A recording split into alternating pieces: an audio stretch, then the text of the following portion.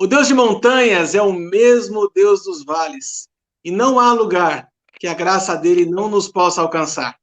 Esse mês nós vamos falar sobre adoração. Vem com a gente, logo depois da vinheta. Os Paroleiros, todas as terças, quintas e sábados, uma nova roda de conversa bíblica e simples. Vambora, que hoje é dia de parola.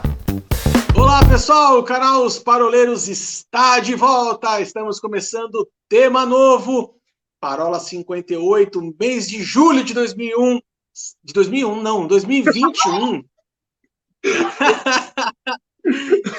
Julho de 2021. Bom, pessoal, vamos começar a falar sobre que é um tempo para todas as coisas. E é tempo do Arthur ver o seu relógio, o seu calendário. Você vê? Julho de 2021, seguimos em pandemia, mas a nossa esperança continua firme e forte de que dias melhores virão. Gente, vamos falar sobre adoração esse mês, é um tema muito bacana, nós temos convidados especiais. Você que esteve conosco na parola passada de tema livre, eu vou dançar na chuva, a gente acabou anunciando que nessa parola nós teremos um convidado especial, que é o pastor Luciano Manga. Ele teve um problema de saúde leve, uma indisposição, não pôde estar com a gente hoje, mas na semana que vem já está prometido o Luciano Manga aqui conosco para participar desse tema que é muito bacana. Eu ia falar boa noite, mas hoje nós não estamos gravando de noite, estamos gravando de tarde. Veja que lindo sol brilhando ali na cabeça do nosso mente brilhante. Então, tudo bem com vocês? Tudo bem, Paulinho? Tudo bem, Ursinho? Tudo ótimo. Tudo certo, tudo jóias. Como diria o tio Nésio, joia não, pérola. Uau! Diretamente, então, aqui dos nossos estúdios home office de Presidente Prudente, São José dos Pinhais e São Paulo, capital, vamos dar início a mais uma parola super bacana. E a gente estava conversando fora do ar, antes de entrar. O tema adoração é um tema um tanto quanto, não vou dizer complexo, mas é um tema que precisa ser muito bem conceituado, muito bem delimitado. Nós fizemos, há uns meses atrás, uma série de parolas falando a respeito de fé, e a gente teve todo um trabalho para ter que desconstruir, né, desmontar um conceito muitas vezes montado errado na cabeça da maioria das pessoas, e sobre elas colocar um novo fundamento, vamos dizer assim, um fundamento correto, biblicamente correto. E a gente entende que a adoração passa mais ou menos pelo mesmo viés, pelo mesmo caminho. Então, hoje, nessa parola 58, nós vamos estar desmistificando, quebrando a vaca sagrada do Ilcinho a respeito de adoração e trazendo um conceito correto, biblicamente correto, porque tem muita gente que acaba confundindo a adoração simplesmente como um movimento de louvor, e a adoração é muito mais do que isso. Então, eu queria... hoje nós temos, inclusive, aqui um músico, né? Para quem não sabe, o nosso querido Oráculo, ele é um letrado nas notas musicais. Então, a gente fala assim, mas ele é batuqueiro, na verdade. Isso que eu ia falar, você tá falando isso, o cara fica só batendo nas coisas, é músico? Mas é assim, é assim, a coisa é assim. Músicos, bateristas, né? Okay. Então, é diferente, é diferente.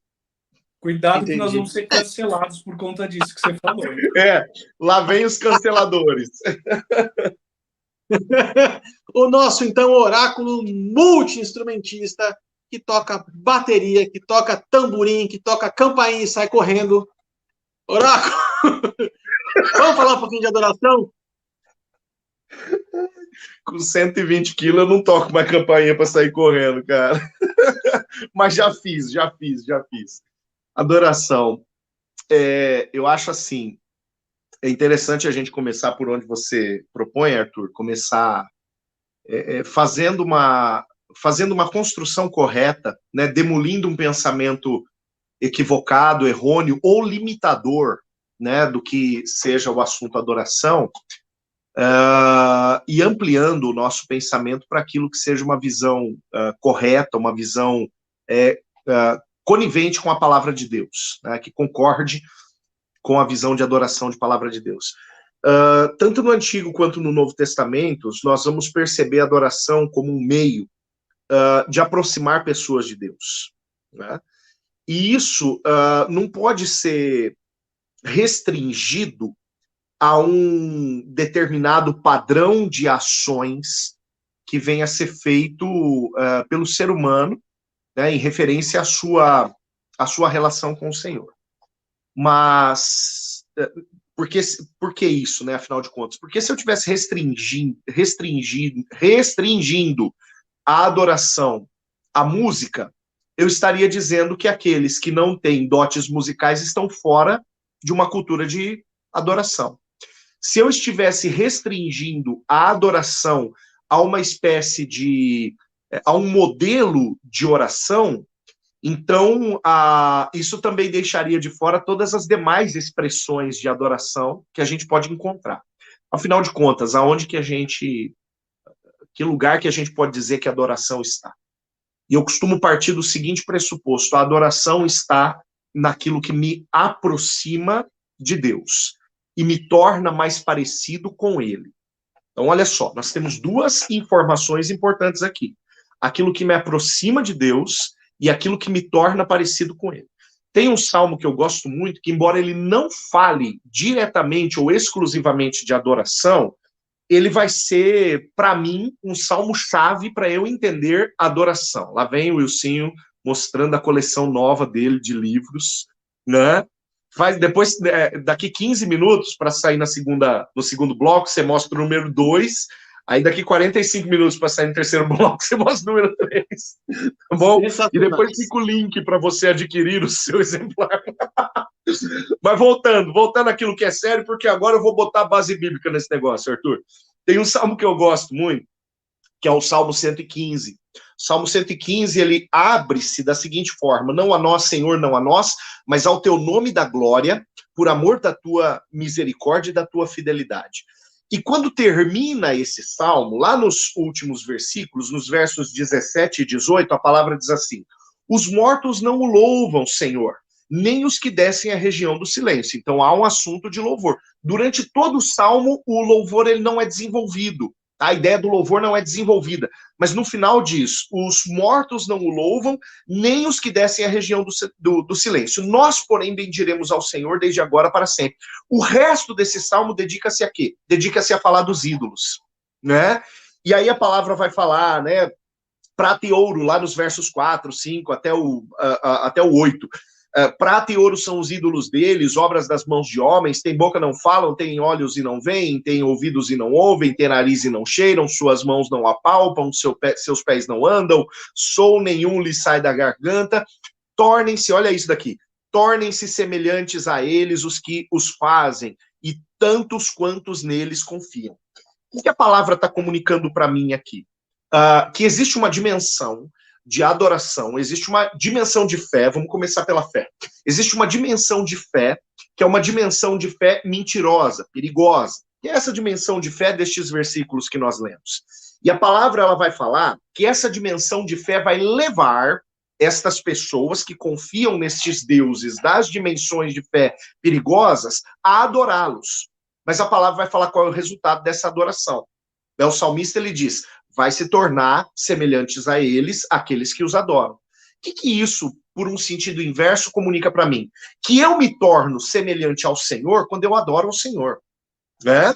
Porque a partir desse momento, a palavra ela vai dedicar-se em falar acerca de qual é o endereço da fé dos filhos de Deus. Olha o versículo de número 10, por exemplo. A casa de Arão confia no Senhor, ele é o seu amparo e o seu escudo. Versículo 12,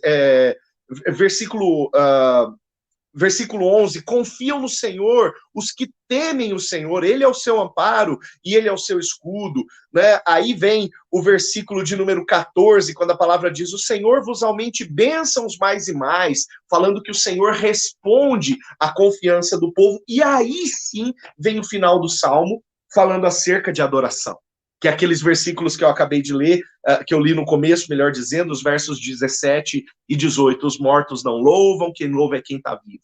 Então, no fundo, o assunto-chave aqui deste salmo, por incrível que pareça, é a adoração. E a adoração no endereço errado, adoração voltada para o endereço errado. E uma proposta de ajuste à adoração, quando a palavra fala, os da casa de Arão, os da casa de Israel adoram ao Senhor. E, para mim, esse recado é muito sério, quando a palavra diz, torne-se semelhante a ele os que o adoram, né? Isso aplicado aqui aos ídolos, mas isso é aplicável também àqueles que adoram ao Senhor, ao Rei dos Reis e ao Senhor dos Senhores. Aquilo que me remete a Deus, aquilo que me aproxima de Deus é adoração. Aquilo que me torna semelhante a Deus é adoração. Quando eu declaro acerca das grandezas de Deus, eu estou absorvendo, inclusive para mim, acerca das grandezas de Deus. Estou declarando e estou absorvendo. A minha boca vai falando daquilo que está enchendo o meu coração, né? Então isso vai se configurando em adoração ao Senhor. Meu ponto de vista, eu acho que dá para partir daqui, para a gente desenvolver o bate-papo. Cara, vou te falar uma coisa. Qual a parola que nós estamos gravando hoje? 58? 58, idade do Arthur. Mas, cara, de verdade, cada parola, para mim, estando aqui diante da câmera, né, gravando, ouvindo você, ouvindo o Arthur, e muitas vezes até na própria inspiração do Espírito Santo aqui, como que a gente aprende, como a gente é enriquecido, né?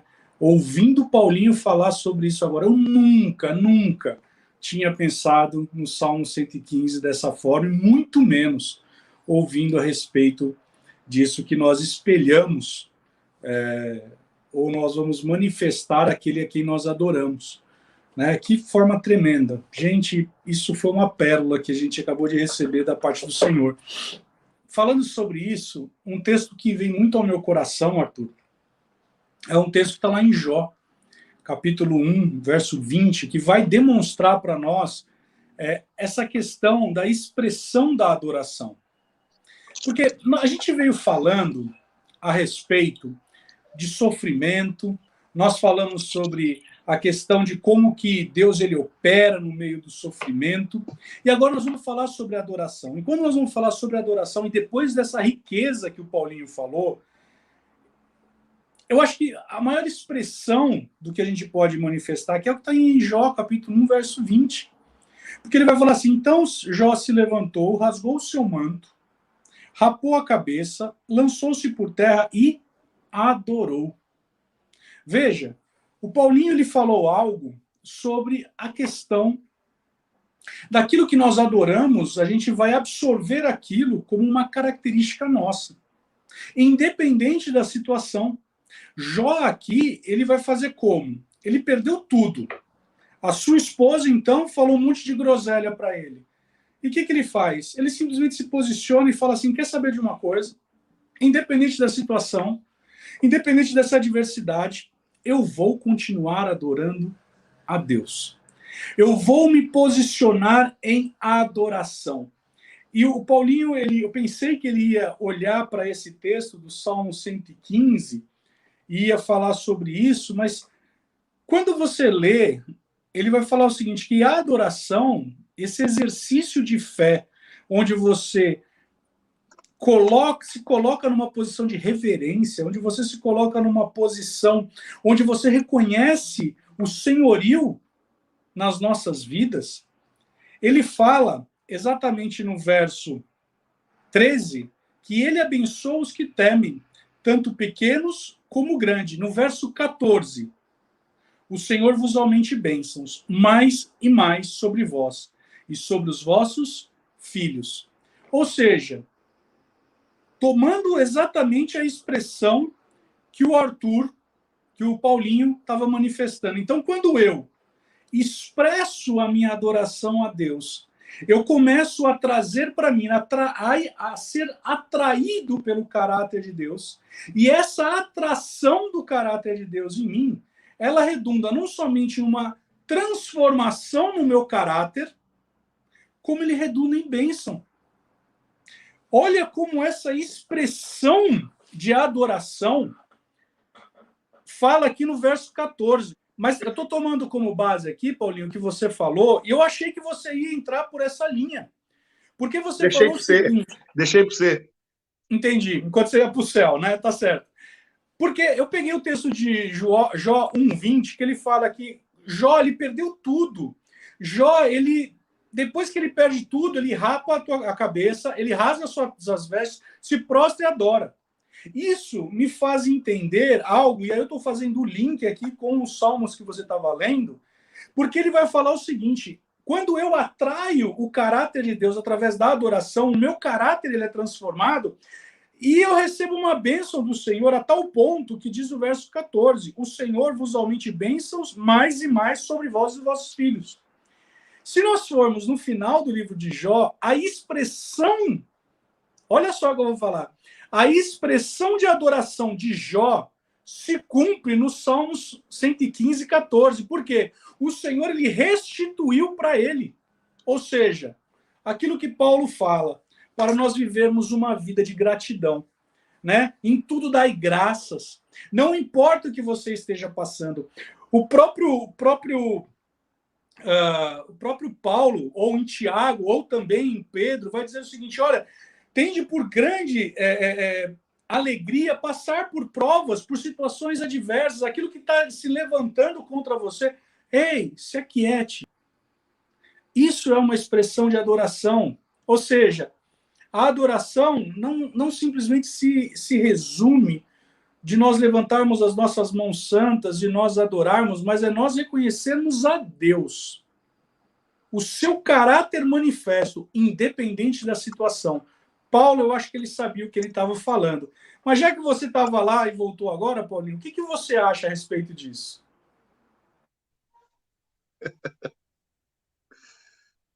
Não, eu penso que potencialmente nós precisamos entender, ou melhor dizendo, a gente precisa entender o potencial que a adoração tem de nos tornar próximos daquilo que o Senhor tem como um projeto final para a nossa vida, né? Por que eu quero dizer isso? Por que eu levo em consideração isso? Se nós olharmos a todos os momentos nos quais pessoas se aproximam de Jesus e adoram a Ele, né? Nós vemos pessoas doentes se aproximando de Jesus, adorando a Ele, sendo curadas. Nós vemos pessoas que, de alguma forma, estão sendo perturbadas, direta ou indiretamente, por espíritos malignos, que chegam próximo de Jesus e o adoram, né? E Jesus liberta essas pessoas, ou libertam aqueles que diretamente estão sendo atormentados. No final das contas, o que Jesus dá? Jesus dá para essas pessoas uma proximidade maior daquilo que é o seu projeto final para essas pessoas, daquilo que é a sua shalom perfeita, a paz perfeita para essas pessoas. No final das contas, o que acontece? Essas pessoas elas estão se tornando mais próximas daquilo que é a imagem, né, e a semelhança que em algum determinado momento foi perdida e que passa a ser recuperada através de um encontro com o Senhor, né?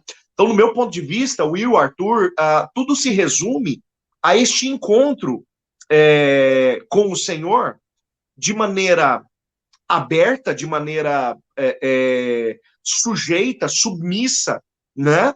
Ao ponto dessa pessoa que encontra-se com o Senhor, de fato, entregar-se, né? De fato, dedicar-se para ser trabalhada por Ele, porque é Ele quem vai ser o responsável pela transformação necessária. A partir de um coração contrito, compungido, de um coração entregue, Ele vai ser o responsável por essa transformação que nos aproxima mais e mais dele.